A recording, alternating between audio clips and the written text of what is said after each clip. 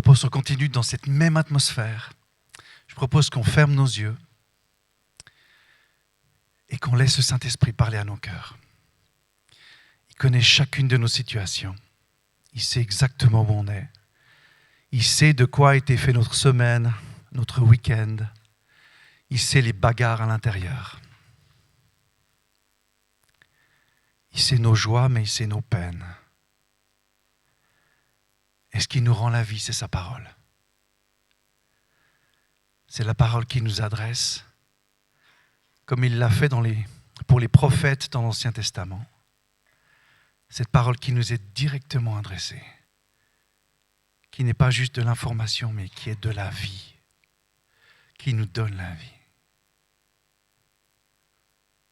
Saint-Esprit, continue à parler à nos cœurs.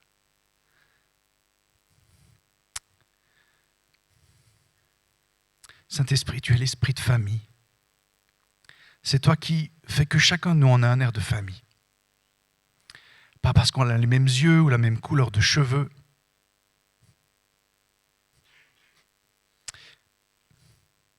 Mais parce que quand tu passes dans nos corps, tu y laisses ton empreinte, tu y laisses ta paternité, tu y laisses ta filialité.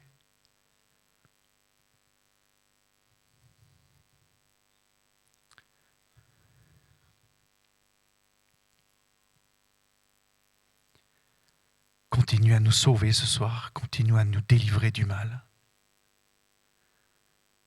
de ces blessures de la vie qui nous ont défigurés, qui font qu'on te ressemble moins et qu'on se ressemble moins aussi, qu'on est moins nous-mêmes. Ne permets pas qu'on les laisse pourrir, moisir, que chacun de nous en ait le courage de les apporter à la lumière. Seigneur, on ne veut pas se cacher comme Adam et Ève dans le jardin, qui ont pris peur, qui avaient honte. Seigneur, c'est auprès de toi qu'on vient, c'est à toi qu'on s'expose. Pour que tu fasses de ton habitation en nous un jardin, une nouvelle Jérusalem, une nouvelle création, une nouvelle habitation.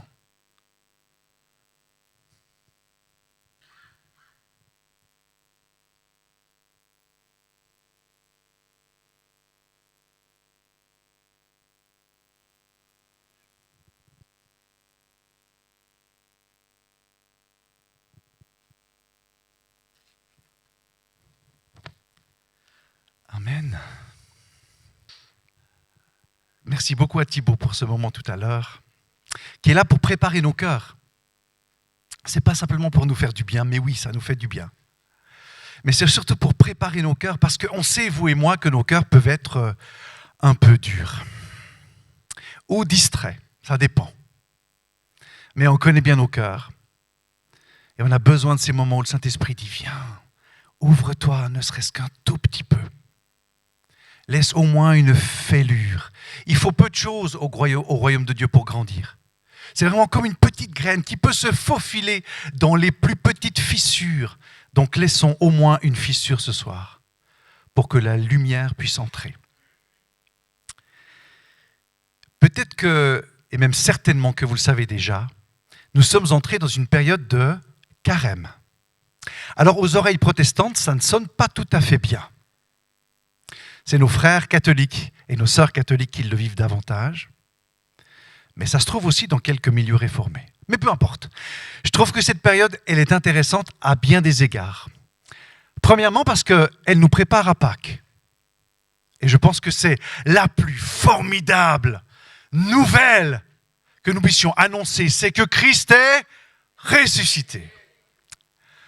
Il faut qu'on répète encore un peu. On doit un peu s'y préparer.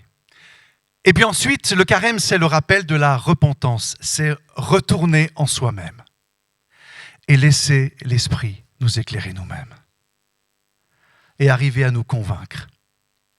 C'est aussi le jeûne comme un renoncement à ce qui pourrait, à ce qui domine sur nous, en disant « Je ne plierai le genou devant personne d'autre, sinon Dieu ». Ah oui, c'est vrai qu'on était censé dire amen là. Mais c'est aussi le jeûne comme le moyen d'accueillir, de faire de la place à l'intérieur, d'être moins préoccupé, d'être moins endormi à l'intérieur et de l'accueillir dans son foyer intérieur. Et puis c'est aussi les œuvres de charité. Comprenez charité comme le mot amour. Des œuvres qui aiment, des œuvres qui donnent de l'amour, des œuvres qui donnent le Christ. Voilà. Et je trouve que cette période de l'année se prête bien au message de ce soir, qui va tourner autour du temple de l'esprit, qui est notre corps. Certains allaient dire cœur, mais non. Nous croyons que le temple du Saint-Esprit, c'est le corps humain. Alors on va parler du temple du Saint-Esprit, mais on va aussi parler de la Sainte Seine ou de l'Eucharistie, peu importe comment on la nomme, ce moment où on est en communion avec Dieu lui-même. Il y a un lien entre le temple et la Sainte Seine. Et j'aimerais qu'on puisse s'y arrêter un petit peu ce soir, mais d'ores et déjà, pour vous donner la possibilité de vous figurer ce lien entre le temple et la Sainte Seine, imaginez une jolie maison. Vous êtes dans la rue, il commence à faire un peu sombre, donc on voit bien ce qui se passe dans les maisons. Et dans cette maison précise, vous avez une baie vitrée. Et au travers de la fenêtre, vous voyez la table de la cuisine. Et vous y voyez une famille attablée. Et vous voyez la communion qu'ils vivent. On parle de maison, d'habitation, et on parle de table, on parle de communion. Voilà l'image qu'on peut garder en tête pendant tout le voyage qu'on va parcourir ensemble dans les quelques minutes qui viennent. Je regarde ma montre, le temps passe désespérément trop vite. Voilà. Donc le carême, oui. Voilà le thème de mon message. Le temple aujourd'hui, une habitation de Dieu sur pattes. Donc il ne faut pas comprendre que Dieu a des pattes, ce n'est pas ça du tout que j'ai voulu dire. J'ai voulu dire que cette habitation, elle a des pattes, elle a des jambes. Cette habitation, c'est vous et c'est moi. Nous sommes, vous et moi, devenus le temple du Saint-Esprit. C'est la présence même de Dieu en nous. D'ailleurs, dans la plupart de nos chants, je le disais à David tout à l'heure, on devrait moins parler de Dieu parmi nous ou de Dieu dans ce lieu que Dieu en nous et la place que je peux lui faire autour de ma table familiale, la table de la communion. Alors, pourquoi prêcher le temple du Saint-Esprit et la Sainte Seine ce soir ? C'est parce que vous et moi, nous courons toujours le risque. Et peut-être que certains ce soir le sentent plus que d'autres. Le risque que notre maison, notre habitation de Dieu, et la table qui se trouve en son centre, cette table de communion où on peut s'asseoir avec Dieu, on peut jouir de sa présence, où on peut l'entendre, où on peut le comprendre et on peut lui obéir. Que cette maison-là, en passant dans la rue, les gens se disent « Mais c'est bizarre, il n'y a plus de lumière depuis longtemps. C'est bizarre, je ne vois plus personne autour de la table. Avant, il y avait des rires, avant, il y avait de la vie, avant, il y avait une parole échangée. Et là, ça semble tellement triste. Il y a bien du bruit, mais il n'y a plus de joie. » Voilà ce qui peut arriver à nos habitations.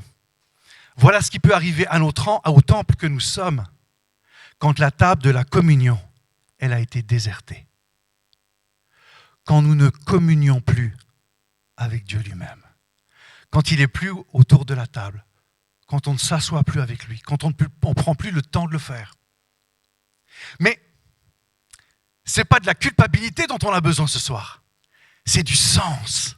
C'est retrouver le sens de cette habitation de Dieu en nous et le sens de ce repas que nous allons prendre tout à l'heure en s'approchant de Dieu lui-même. Nous voulons, vous et moi, communier avec lui, prendre part à sa table et prendre part à son travail dans le monde.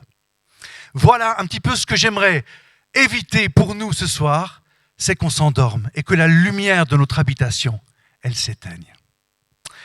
Je vous propose pour ça de commencer par une lecture très étonnante. J'ai choisi le passage de Acte 2, c'est la première prédication de Pierre, connue du moins. Juste après la visitation du Saint-Esprit qui, pour la première fois dans l'humanité entière, a fait sa demeure dans les apôtres. Et les sœurs qui étaient là aussi. Il sort et il prêche. Et instinctivement, on se dit, mais cette prédication, elle doit tourner autour de « bande de rapaces !» Bande de païens, repentez-vous, mais pleurez sur votre péché, parce que le jugement vient. Ça pourrait ressembler à ça. Mais étonnamment, Pierre ne le fait pas, parce qu'il a compris quelque chose qui nous échappe encore trop souvent. C'est que le cœur de l'évangile, ce n'est pas notre péché, c'est la présence de Dieu en nous. Et ça, c'est radicalement nouveau. Dieu a choisi son temple. C'est mon corps. Alors, on écoute Pierre. Et il arrivera dans les derniers jours, dit Dieu, que je répandrai de mon esprit sur toute chair. Vos fils et vos filles prophétiseront, vos jeunes gens auront des visions et vos vieillards auront des songes. Là, Pierre dit, enfin, Dieu revient parmi nous. Enfin, on retrouve de la communion. Pourquoi ? Parce que depuis la destruction du premier temple, du temple de Salomon, depuis l'exil, Dieu n'est jamais, la Shekinah, la présence de Dieu, n'est jamais revenue dans le temple, y compris dans le deuxième temple. Certains rabbins disaient, on a tout dans le temple, sauf la présence de Dieu. Et Israël attendait à l'époque de Jésus que Dieu revienne, qu'ils retrouvent cette communion qu'ils avaient perdue. Et Pierre leur dit, Dieu est revenu. Rappelez-vous, il l'avait promis au travers du prophète Joël. Et il cite ce verset qui est tiré du livre de Joël. Oui, sur mes serviteurs et sur mes servantes, dans ces jours-là, je répandrai mon esprit et ils prophétiseront. De nouveau, vous allez entendre ma voix. Parce que la communion, c'est pas juste d'être présent à côté de quelqu'un. C'est d'échanger une parole qui donne la vie. Et sans cette parole de Dieu qui nous éclaire, qui vient nous chercher au tréfonds de nous-mêmes, qui nous révèle à nous-mêmes, mais qui révèle aussi ce qui nous défigure, ce qui défigure nos relations avec nos bien-aimés, ceux qu'on aime, nos enfants, notre femme, nos frères, nos oncles, nos tantes, nos cousines. Sans cette parole-là, la guérison n'est pas possible. La communion, c'est entendre Dieu, c'est jouir non seulement de sa présence, mais de sa parole, de son amitié, de son affection. Ça, c'est la bonne nouvelle qu'annonce Pierre. Il continue, verset 22, en disant « Jésus de Nazareth, cet homme à qui Dieu a rendu témoignage devant vous par les miracles, les prodiges et les signes qu'il a opérés par lui au milieu de vous, comme vous le savez vous-même. » Et là, il rappelle le sens de la venue de Jésus. Bien sûr, c'était nous révéler le Père, parce que l'image du Père était complètement déformée. Et on peut le lire dans l'Ancien Testament. Une image complètement déformée de Dieu. Mais c'était au mieux de ce que Israël pouvait saisir à cette époque-là. Après la venue de Jésus, on a compris qui était le Père en voyant le Fils. On s'est dit, mais waouh! Et non seulement il nous a révélé le Père, mais il a sauvé le monde, il a guéri les gens, il les a délivrés de toutes sortes de mal, y compris la maladie. Et c'est ce que rappelle Pierre ici. Et il continue, cet homme, livré selon le dessein arrêté et selon la prescience de Dieu, vous l'avez crucifié, vous l'avez fait mourir par la main des impies. On pourrait dire beaucoup de choses sur ce verset, mais je continue. Dieu l'a ressuscité en le délivrant des liens de la mort, parce qu'il n'était pas possible qu'il fût retenu par elle. Et là, il en rajoute une couche. Mais il a raison. Élevé par la droite de Dieu, il a reçu du Père le Saint-Esprit qui avait été promis. Et il l'a répandu, comme vous le voyez, et l'entendez. Pierre, il a saisi que le cœur du christianisme, c'est l'habitation du corps humain par Dieu lui-même. Dieu vient dedans. Et en fait, il fait référence directement à une promesse que Dieu a faite bien des années auparavant. avant l'exil même. Il l'a fait au travers de Jérémie, il l'a fait au travers d'Ézéchiel, et en particulier Ézéchiel. Dieu disait, un jour j'agirai en vous. On va découvrir cette prophétie, ça nous évite d'ouvrir nos Bibles, on peut être plus rapide. Voici la prophétie que Dieu donne à Israël à un moment terrible de son histoire, juste avant l'exil. Je vous aspergerai d'eau pure et vous serez purifiés. Je vous purifierai de toutes vos impuretés et de toutes vos idoles. Dieu vient à l'intérieur de nous, parce que c'est là que se situent nos idoles. C'est là où on n'est plus maître de nous-mêmes. C'est là où on s'est laissé ronger. C'est là où on a des remords. C'est là où on ne se sent pas très fier. C'est là où on a été gravement défiguré. Et ce que l'Esprit de Dieu veut faire en nous, ce que Dieu lui-même veut faire en nous, c'est venir à l'intérieur, ce que la loi ne pouvait pas faire. Dieu en avait bien conscience. La loi de Moïse, elle permettait de ne pas partir aux fraises. C'était une sorte de garde-fou, un garde-fou utile, sans aucun doute, mais seulement un garde-fou, incapable de changer le cœur humain, de le délivrer du mal qui l'afflige. Et au moment où le peuple d'Israël va partir en exil, à Babylone, c'est certainement un des moments les plus tragiques de l'histoire d'Israël. Le temple est détruit, Jérusalem est détruite, et le peuple est emmené à Babylone.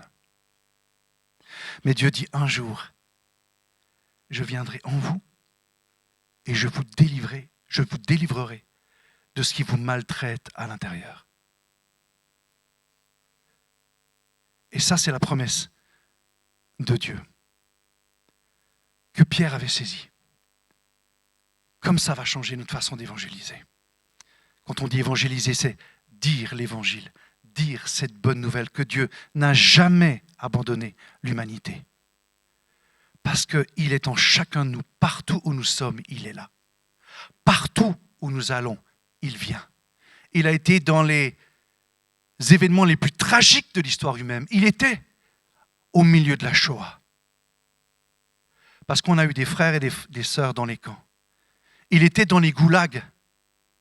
Parce qu'on y avait des frères et des sœurs. Il a été à Hiroshima. Il a été dans chacun des grands deuils de l'humanité. Et très souvent dans les petits deuils, ceux qui nous marquent et qui marquent nos familles. Dieu est partout où nous sommes. C'est sa présence même qui se manifeste au travers du temple, comme il le faisait dans le premier temple. Ézéchiel continue, il prophétise. « Je vous donnerai un cœur nouveau et je mettrai en vous un esprit nouveau. Je retirerai de votre corps le cœur de pierre et je vous donnerai un cœur de chair. Je changerai ce cœur qui, d'une manière ou d'une autre, va toujours s'éloigner. Il va toujours se refroidir. C'est toujours la pente sur laquelle il descend. Notre habitation, elle va perdre sa lumière, d'une manière ou d'une autre, si lui n'est plus là. Si lui ne vient pas autour de cette table-là, alors notre lumière intérieure va disparaître. C'est mon esprit que je mettrai en vous. Ainsi, je vous ferai suivre mes prescriptions, garder et respecter mes règles. Jésus résumait les prescriptions et les règles de cette manière-là. Il a dit, je résume la loi en 2 commandements. Aime le Seigneur ton Dieu de tout ton cœur, de toute ton âme, de toute ta force. Et aime ton prochain comme toi-même. Est-ce que ça ne nous rappelle pas un peu le carême? Cette préparation à recevoir Dieu. Ce jeûne pour être délivré de ce qui domine sur nous. Mais surtout accueillir l'Esprit de Dieu en nous. Et pour terminer, aimer Dieu et aimer son prochain comme soi-même. Je trouve que cette période-là, elle doit nous inspirer.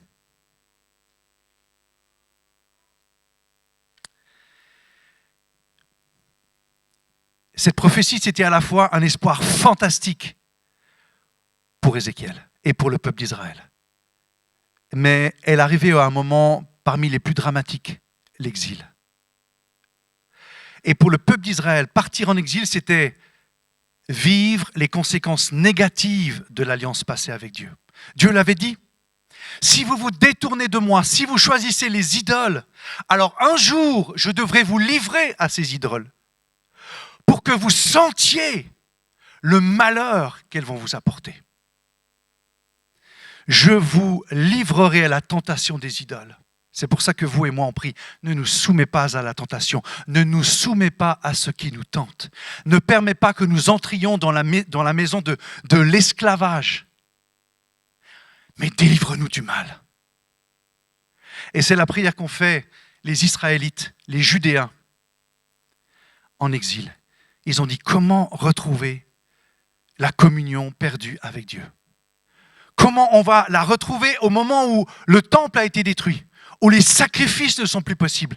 Comment apaiser Dieu dans sa colère? Comment retrouver la communion avec lui?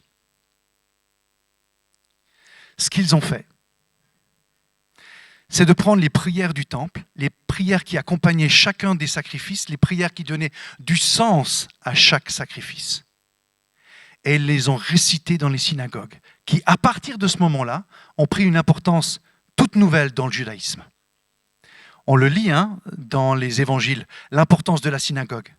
Eh bien, elle s'est renforcée pendant le moment de l'exil, au moment où le temple a été détruit. Ils ont repris les prières du temple et la signification des prières qui étaient liées au sacrifice du temple et ils les ont récitées dans les synagogues. Mais pas seulement. Ils les ont également récitées dans les maisons. À chaque repas, une famille juive récite les prières du temple perdu.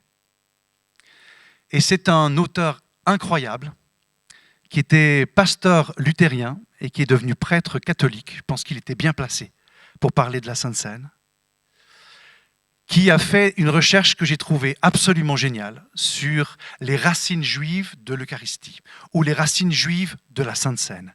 Et il dit ceci: il nous reste à examiner une autre série de prières juives dont l'intérêt pour une étude de l'Eucharistie, de la Sainte Seine, est particulièrement évident, la liturgie des repas. Donc toutes les prières qui entourent les repas. Elles s'imposaient en principe pour tout repas juif, fût-ce une simple collation individuelle. Mais elles prenaient tout son relief dans les repas de famille, particulièrement les repas de fête comme celui de la Pâques. Nous avons déjà eu l'occasion de le dire dans les communautés juives, comme celle de Qumran, pour ceux qui connaissent. Donc la liturgie était arrivée à prendre la place et la signification des anciens sacrifices. Ça veut dire que quand Jésus prend le repas avec ses disciples, le soir de la Pâque, certains disent non, c'était le soir d'avant, mais peu importe finalement.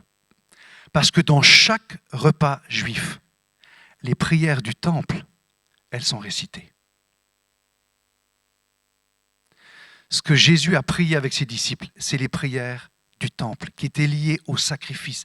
C'est-à-dire que dans le repas qu'on va prendre tout à l'heure, on retrouve le sens des sacrifices. Sacrifices qui étaient perpétrés dans le temple, mais qui, au travers de Jésus, ont pris une signification nouvelle. Mais peut-être que, avant d'y venir, je vous propose de brièvement voir quel est le sens des sacrifices dans le temple. Ça nous donnera une petite idée du sens de la Sainte Seine, parce que le fil rouge, il part du temple et des sacrifices. Au travers des prières, elle passe dans la synagogue et autour de la table juive. Et elle se retrouve dans les paroles de Jésus, dans la bouche même du Christ, au moment où il institue la scène. Le sens des sacrifices, c'est le sens même qu'on retrouve dans la scène. Alors, quels sont ces sacrifices dans le temple? Quel sens on a donné aux sacrifices? Il y en a 3. Il y a 3 types de sacrifices. Le premier, c'est l'expiation. Tout de suite dans nos têtes, on se dit « Ouh, l'expiation, il faut que quelqu'un paye ». Il faut qu'on écarte cette pensée de nos têtes, parce qu'elle n'est pas présente dans l'expiation juive. L'expiation, c'est l'acte de quelqu'un qui est entré en alliance avec Dieu.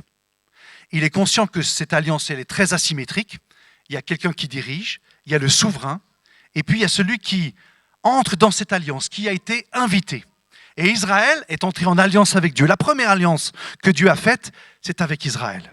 Ou peut-être la deuxième, si on prend Noé avant, peu importe. Israël est en alliance avec Dieu. Et à chaque fois qu'ils se présentent au temple, ils vont offrir un sacrifice d'expiation. Qu'est-ce qui se passe dans ce moment-là? L'offrant va dire à Dieu, je suis tellement désolé. Ne t'énerve pas avec moi. Ne te fâche pas. Je sais bien que tu attends davantage de moi. Mais tu vois aussi ma faiblesse. Tu vois aussi les obstacles à l'intérieur de moi. J'en suis bien conscient. Mais je ne fais pas exprès. Je suis prisonnier. Ce que je veux, moi, c'est m'attacher à toi. Je t'en supplie, ne sois pas en colère avec moi. Pardonne-moi. Et il peut le faire parce qu'il est en alliance avec Dieu. Et qu'il sait que Dieu pardonne. C'est la première partie du sacrifice. C'est la demande de pardon.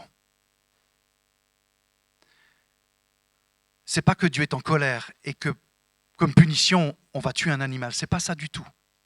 C'est plutôt le sens, si on doit se donner une image, c'est celle de l'histoire d'Abraham et de la ligature d'Isaac. Vous vous souvenez de cette histoire où Dieu dit « offre ton fils en holocauste ». Et puis Abraham, il ne se pose pas de questions. Parce qu'effectivement, à cette période-là, quand on doit offrir quelque chose à Dieu, ça doit passer par le sacrifice. Le mot latin, il porte ça dans sa signification. Sacrificare, ça veut dire prendre quelque chose du profane et le faire entrer dans le sacré. On prend quelque chose qui nous appartient et on l'offre à Dieu. Mais en l'offrant à cette époque-là, il devait être tué, mis à mort. De cette façon-là, il était sacrifié et offert à Dieu. À partir de ce moment-là, il appartient à Dieu. Il n'appartient plus du tout à l'offrant. C'est un don. Donc Abraham se dit, je comprends bien. Je vais offrir mon fils, mais plus que mon fils, je vais offrir toute ma descendance. Il savait bien qu'il devait y avoir un miracle, parce que c'était son seul fils. Donc, sans fils, plus de descendance. Et il le dit dans le texte. Il est sûr que Dieu interviendra d'une manière ou d'une autre. Mais il obéit, parce que dans sa tête, ça se passe comme ça. Il offre le sacrifice où il est prêt à le faire, et Dieu dit stop. Parce qu'à partir d'aujourd'hui, pour vous offrir à moi, vous ne devrez plus mourir. Vous prendrez un animal pour le faire. Et cette vie offerte, c'est la vôtre. Mais à partir de ce jour-là, quand vous m'offrirez quelque chose, il m'appartiendra. Abraham, en offrant ton fils Isaac, ce n'est pas juste toi que tu offres à Dieu. C'est toute sa descendance, y compris nous. À ce moment-là, vous et moi, on a été offerts à Dieu. Tous ceux qui se réclament d'Abraham comme père, ils ont été offerts à Dieu. Nous ne nous appartenons pas. Nous ne nous appartenons plus. Rien de romantique dans l'idée d'être les fils ou les filles du Père. Rien de romantique dans l'idée d'être sa fiancée. Rien de romantique dans l'idée d'être ses serviteurs. À chaque fois, ces images, elles sont là pour nous rappeler que nous appartenons à Dieu. Comme la fiancée, à cette époque-là, appartenait à son mari. Comme les enfants servaient le Père. Comme les serviteurs et les esclaves appartenaient à un maître. Bien sûr que Dieu est bon, bien sûr qu'il nous aime, mais ces images-là, elles sont là pour nous rappeler que nous lui appartenons. Nous ne nous appartenons plus à nous-mêmes. Nous avons été offerts à Dieu. Et c'est la seconde partie des sacrifices, la consécration. Je m'offre à Dieu. La bête est tuée, elle est brisée. C'est la demande de pardon, c'est le renoncement à tout ce qui en nous éloigne de Dieu. Le renoncement à une autre maison, à des habitudes qu'on ne veut plus.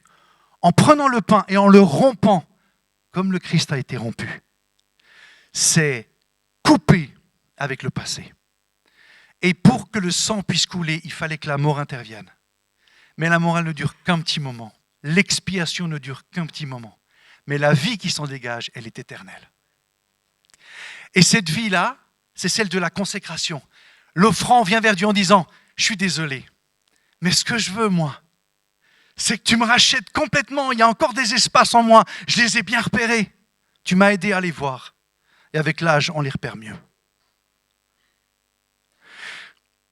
Je suis désolé, mais je veux te donner, y compris ça. Je veux que chaque partie de mon être soit rachetée par ton sang, en sachant que le sang, c'est ce qui consacre, c'est ce qui fait appartenir. On le faisait avec le peuple, mais on le faisait avec le temple. À chaque fois que le sang du sacrifice touchait l'autel, touchait le rideau, touchait le peuple, c'était la marque d'une appartenance. Nous ne nous appartenons plus. Quand Dieu vient en nous, il ne le fait plus comme un locataire, comme c'était le cas dans l'Ancien Testament. Quand nous lui appartenons, il vient en nous comme un propriétaire. Quand nous prenons la scène, nous nous approchons du Seigneur, qui est aussi notre Père, et c'est ça qui est extraordinaire. Mais nous ne nous appartenons plus. Nous lui appartenons. Et puis, la troisième catégorie de sacrifices, parce que dans chacune de ces catégories, vous avez plusieurs sacrifices. Mais pour les besoins de l'exercice, j'ai retenu que les catégories. La dernière catégorie, c'est la communion. C'est dire à Dieu, réside au milieu de nous. S'il te plaît, ne pars pas. Et non seulement reste avec nous, mais continue à nous parler. Parce que ta parole, c'est la vie de notre peuple. C'est tout ça que Jésus a transmis dans le repas de la Pâque, la Sainte Seine. C'est cette pensée-là qui est derrière. Ce n'est pas juste un souvenir. Oui, on le fait en souvenir de lui parce qu'il a été le sacrifice qui remplace tous ces sacrifices-là. Aujourd'hui, plus besoin de faire aucun sacrifice. La vie par laquelle chacun de nous s'est offerte à Dieu, c'est la sienne. Il a été le sacrifice par lequel nous pouvons nous offrir à Dieu. Pour que, une fois le temple consacré, qui est notre corps, l'Esprit puisse venir. Venir en nous. Il vient en nous comme un propriétaire. Et sa parole, non seulement elle nous guérit, elle nous éclaire, elle nous amène à la repentance, mais elle nous donne aussi les intuitions, sa volonté, sa pensée. Peu importe où on est, que ce soit à la maison ou au travail, ces intuitions, la pensée de Dieu, la parole de Dieu, c'est l'inspiration qui nous est utile dans le travail de restauration du monde auquel Dieu nous invite. Dieu est à l'intérieur. Peut-être qu'on devrait davantage chanter « Viens en moi, prends tout de moi, encore ». Je veux me consacrer à toi. Je veux que chaque partie de mon être soit consacrée. Je veux que ta lumière en moi, elle m'éclaire pour toutes ces choses qui ne t'appartiennent pas, tous ces corps étrangers qui ne doivent plus être là. Délivre-moi du mal. Ne permets pas que je sois soumis à mes idoles, à ce qui me tente aujourd'hui. Délivre-moi du mal. Et c'est ce moment-là qui est celui de la délivrance. On a pris la Sainte Seine comme un symbole, mais on a réalisé que le temps passe vite.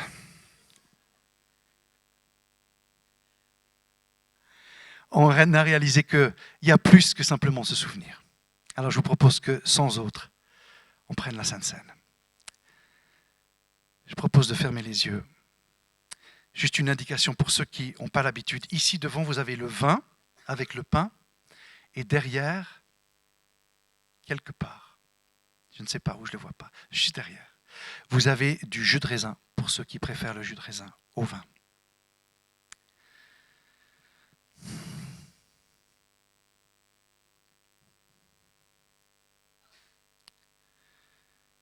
Père, merci d'avoir envoyé Jésus en sachant qu'il mourrait, en sachant que les hommes le feraient mourir. Mais tu le savais. Et tu as tiré de cet assassinat notre salut. Jésus, tu as dit, personne ne prend ma vie. Je la donne. Je suis le sacrifice qui vous permettra de devenir le temple. Pour que Dieu puisse venir habiter en vous.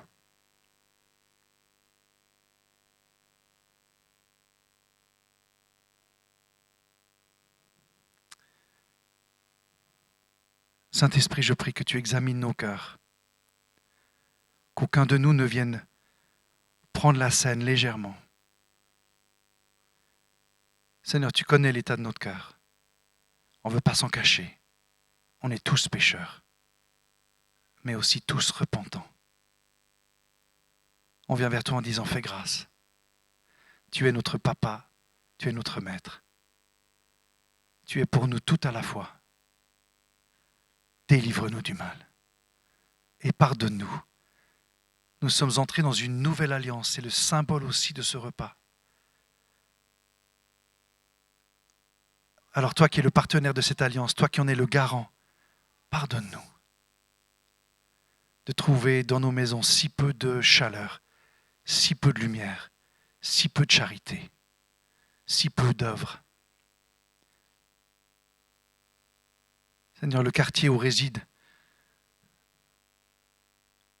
où tu résides, le quartier où se situe notre habitation, il est si peu inondé de cette présence. Nos collègues, nos voisins, nos amis. Seigneur, on se présente devant toi avec un cœur repentant. Mais on vient vers toi aussi parce qu'on sait que tu es le Dieu qui pardonne, qui fait grâce et qui nous délivre du mal. Seigneur, au moment de rompre le pain, qui est déjà bien rompu, on se rappelle, Seigneur, que c'est ton corps qui a été brisé, le symbole même de la mort. Seigneur, ce qu'on veut, c'est que la mort, elle opère en nous, pour qu'elle fasse disparaître tout ce qui n'a rien à faire en nous, tout ce qui est corps étranger, tout ce qui nous défigure. On ne le veut plus. Seigneur, encore tout à nouveau, délivre-nous de ce mal. Guéris-nous. Pardonne-nous.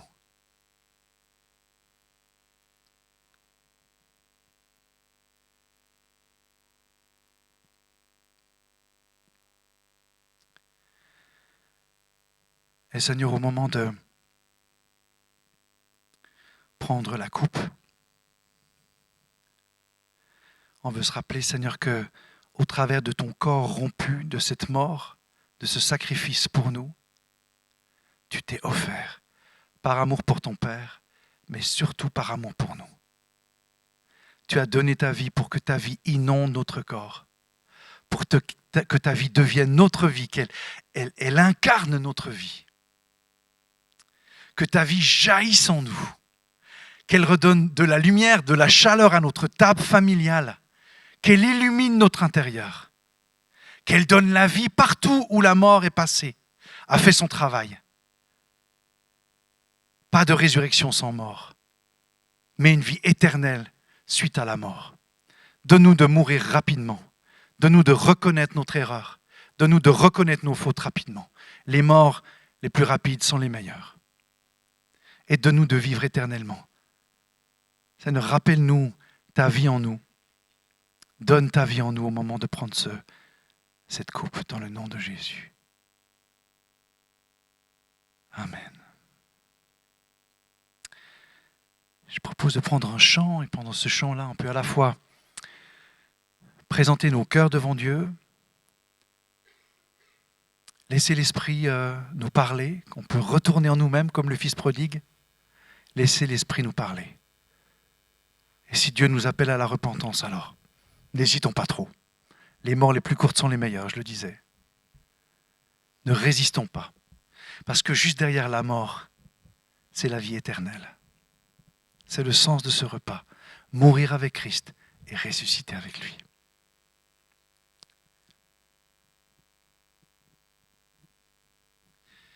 Dès que vous sentez que c'est le bon moment, vous pouvez vous lever, venir communier autour de cette table et communier avec le Seigneur. Amen.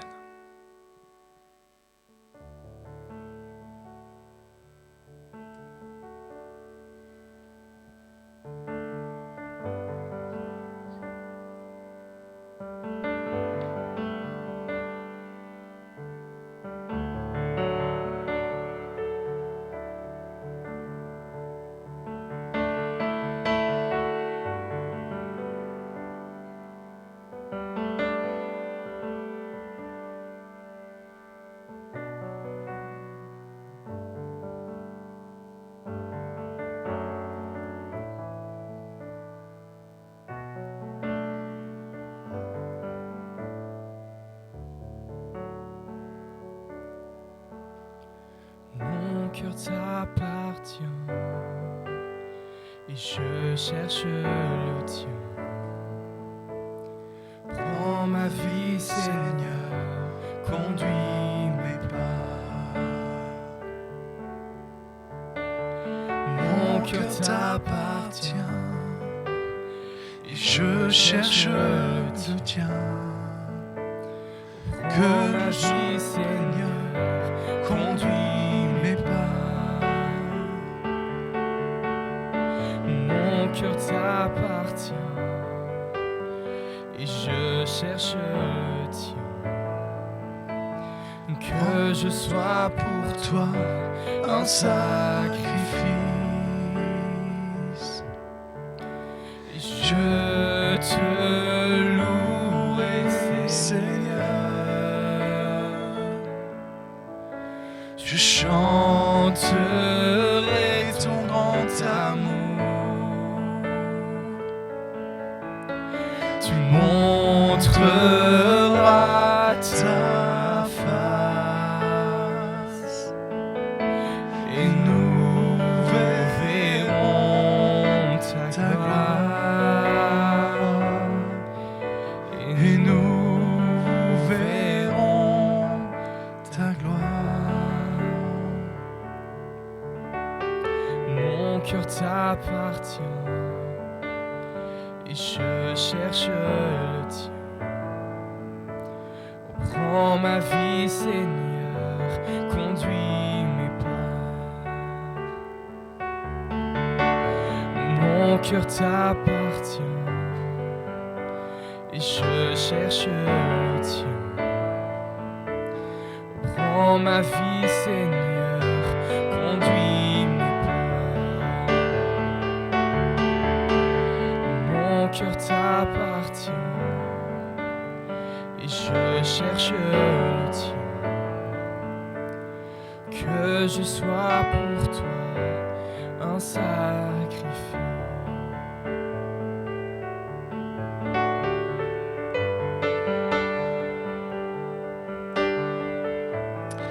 Saint-Esprit, je prie que tu passes en nous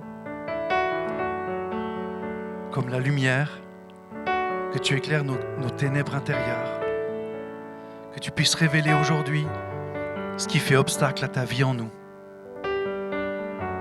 Seigneur, ce qu'on veut, c'est d'être des pèlerins qui s'approchent chaque jour de cette nouvelle création. Ne permets pas, Seigneur, qu'on soit tenté par le bas-côté pour y planter notre tente. Donne-nous d'être en chemin, d'avancer, de te recevoir en nous davantage. Et Saint-Esprit, je prie que dans ce moment de communion, où on retrouve la famille trinitaire, où tu nous invites à ta table tout autant que nous t'invitons à notre table, tu guérisses. Que tu guérisses les corps dans le nom de Jésus. Que tu guérisses les cœurs dans le nom de Jésus. Que tu guérisses les souvenirs. Que tu guérisses les traumatismes. Que tu guérisses la tristesse qui s'est attachée à nos pensées, qui pèse sur le cœur. Tu guéris la dépression. Je prie que la vie coule sur nous maintenant. Que l'Esprit du Dieu vivant inonde notre corps. Qu'il redonne la vie partout où la mort fait son travail. Que nous puissions mourir avec le Christ et ressusciter dans une nouveauté de vie avec lui. J'appelle cela dans le nom de Jésus, que nous servons et que nous chérissons. Amen. Je propose qu'on reprenne ce dernier chant ensemble pour ceux qui n'ont pas encore pu prendre le pain et le vin. Je propose même qu'on se lève pour le chanter et que ça soit l'occasion de s'offrir à Dieu.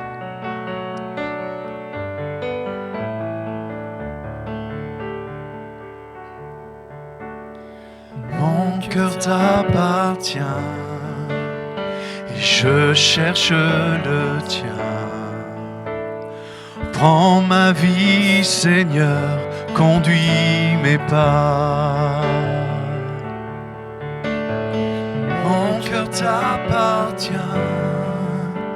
et je cherche le tien. Que je sois pour toi un sacrifice. Je te louerai, Seigneur. Je chanterai ton grand amour. Tu montreras ta face et nous verrons ta gloire et nous verrons ta gloire. Mon cœur t'appartient et je cherche le tien. Prends ma vie, Seigneur, conduis mes pas. C'est vrai, mon cœur t'appartient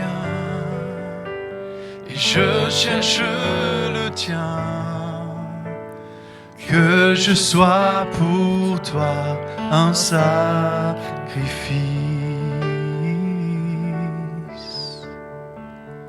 Amen.